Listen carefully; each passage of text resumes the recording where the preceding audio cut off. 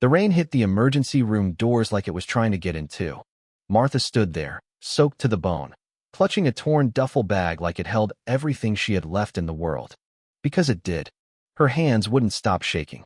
Not from the cold, from the pain radiating through her chest, sharp enough to make her knees buckle with every step. She had walked 4 miles to get here. For miles, in the rain, with a heart that felt like it was closing its fist around itself. The door slid open. Warm air hit her face. For 1 second, she let herself believe she was safe. Then she saw the sign at the front desk. "We regret we cannot help without insurance." Martha's stomach dropped. She didn't have insurance. She didn't have a home. She didn't have anyone. What she had was a heart condition that had been getting worse for 3 months, and a body that was finally giving out. A woman in a sharp black blazer stepped forward before Martha even reached the counter. Her hospital badge read administrator.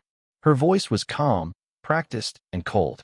"Ma'am, this facility requires proof of insurance or payment before we can admit non-emergency cases." "This is an emergency," Martha whispered. "Please." "My chest. I understand you're in distress. But policy is policy." A doctor stood a few feet away, arms crossed, saying nothing. Watching. Like this happened every day. Like it didn't matter anymore. Martha felt the room start to spin. That's when a young nurse rushed forward and dropped to one knee right in front of her. Her name tag read Elena. She didn't check insurance. She didn't check a clipboard. She looked into Martha's eyes like she was the only person in the entire hospital that mattered. "Hey," Elena said softly. "I've got you. Just breathe with me, okay?" The administrator's voice sharpened behind her. "Nurse Ramirez, step back. This isn't protocol." Elena didn't move. "Her lips are turning blue," Elena said, without looking up. "I'm not stepping anywhere." Nobody in that hallway knew it yet, but that single moment, one nurse choosing a stranger's life over a rule on a whiteboard, was about to change everything. If you believe kindness like that still exists in this world, even when it comes with a cost, hit like right now and subscribe, because this story is only getting started. Elena called for a crash cart. The doctor finally moved, more out of instinct than compassion, and began running vitals. Martha's blood pressure was dangerously low. Her heart rhythm was erratic. This wasn't a woman looking for a warm bed. This was a woman minutes from cardiac arrest. The administrator hovered nearby, arms folded, clearly annoyed that protocol was being ignored in front of other patients. "If this woman can't pay," she said quietly to the doctor, "the cost falls on this department's budget."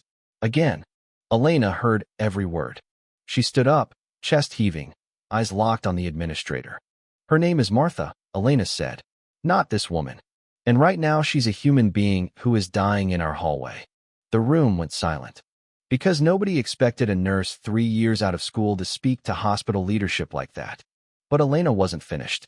"5 years ago, I was homeless too," she said, voice trembling but steady. "I slept behind a laundromat for 2 winters. A nurse at a free clinic treated me for pneumonia without asking a single question about money.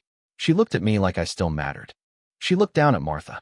"That's the only reason I'm standing here in these scrubs today." The doctor's arms slowly uncrossed. Something in his expression shifted, like a memory he hadn't thought about in years had just resurfaced. "Remember that moment, because it's about to matter more than you think." They rushed Martha into a treatment room. Elena stayed by her side the entire time, holding her hand through the chaos of monitors beeping and staff moving fast around them. Martha kept whispering the same thing over and over. "I'm sorry. I'm sorry for being trouble." Elena leaned close. "You are not trouble. You are a patient. And I am not leaving." Hours passed. Martha stabilized. Her heart, worn down by months of stress and cold nights, had been closer to failure than anyone realized.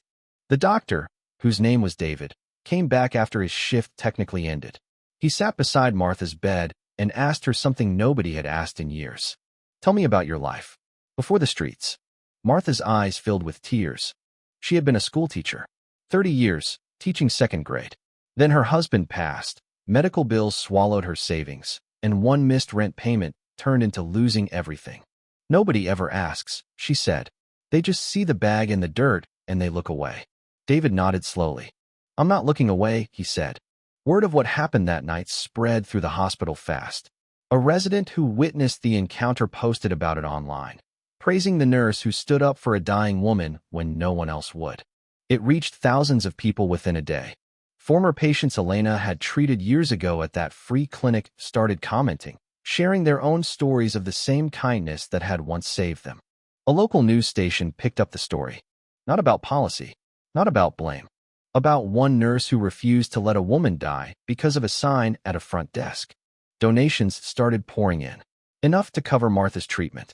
Enough, eventually, to help her find a small apartment near the hospital. The hospital's board, faced with public attention they never expected, quietly reviewed and changed their emergency intake policy the following month. No patient in crisis would ever again be turned away at that front desk.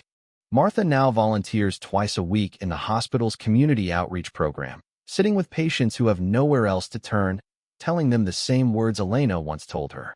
"You are not trouble. You matter." And Elena, the nurse who knelt down when everyone else stood still, says she wasn't being brave that night. She was just returning a kindness someone once gave her, back when she had nothing at all. Sometimes the smallest act of compassion doesn't just save one life. It creates a ripple that changes hundreds of others. If this story moved you, subscribe for more real, emotional human stories like this one. You never know whose life you might touch next.